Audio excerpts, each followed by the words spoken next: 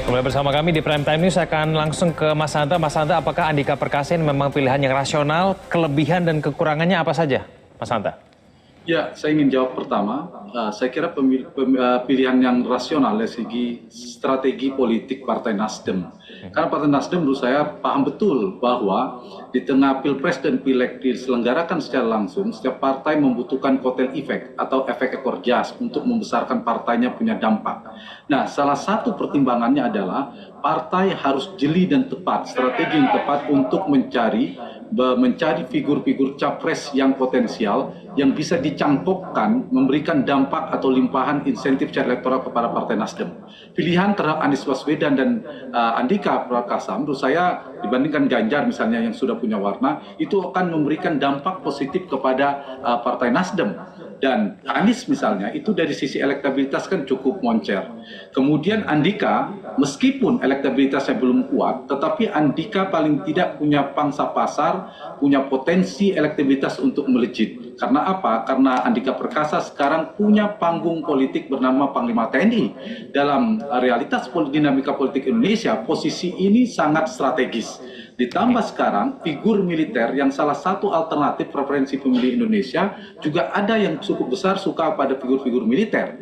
Dan Pak Gatot Nurmantio misalnya sekarang sudah memudar. Pak Prabowo ada figur-figur lama sehingga munculnya nama Andika, saya memprediksi ini prospektif yang bisa melejitkan. Nah, ketika Andika misalnya nanti naik secara elektabilitas potensinya, maka salah satu yang mendapatkan dampak positif dalam preferensi persepsi pemilih adalah Partai Nasdem karena dianggap pertama yang mengusung menyebutkan nama ini dibandingkan partai-partai yang lainnya. Satu itu. Yang kedua, saya ingin menjawab Kevin, yang kedua, selain punya panggung strategi, saya kira dari sisi kelebihannya Andika adalah ya secara figur pemilih rasional bisa membedah soal rekam jejak kemiliterannya relatif positif. Kemudian pemilih psikologis yang melihat dari penampilan, kemudian dari ketegasan, itu juga kita tahu secara penampilan sosok yang relatif ganteng lah, katakan seperti itu. Dan ini juga memberikan kekuatan secara figuritas, secara personalitas.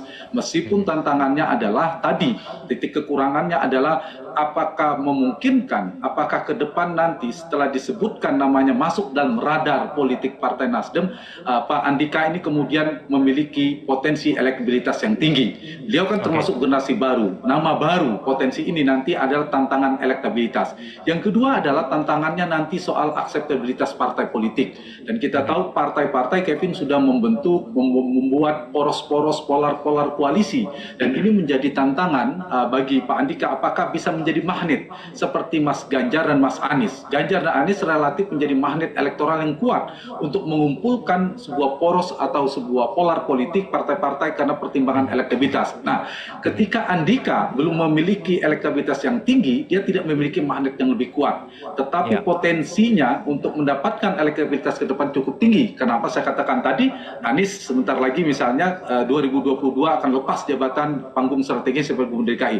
Nah, ini saya kira peluang bagi Pak Andika untuk melakukan mengkapitalisasi ya, radar Partai Nasdem ini memberikan sumbangsi elektoral yang besar kepada Andika, pun sebaliknya ketika nanti Andika melejit elektabilitasnya yang akan mendapatkan insentif elektoral menurut saya adalah Partai Nasdem. Satu lagi Kevin, ini bergantung pada dua hal. Satu adalah dinamika elektabilitas, dinamika elektoral dari figur-figur. Ketika nanti di antara tiga ini tidak ada prospeknya tidak bagus atau bahkan elektabilitasnya trennya turun, saya kira akan ditinggalkan oleh Partai Nasdem. Dan Partai Nasdem yang partai paling rasional, memegang datanya banyak ya Bang Joni, saya kira akan terus memantau pergerakan dinamika elektabilitas itu. Yang menguat di antara tiga ini, yang lebih menguntungkan ini akan saya kira akan dijaga oleh Partai Nasdem untuk menjadi jangkar utama membentuk koalisi besar ke depan. Yang kedua adalah dinamika koalisi partai. Nah, Andika saya kira kita terbatas, Mas Hanta. figur partai menjadi salah satu magnet untuk membangun poros koalisi.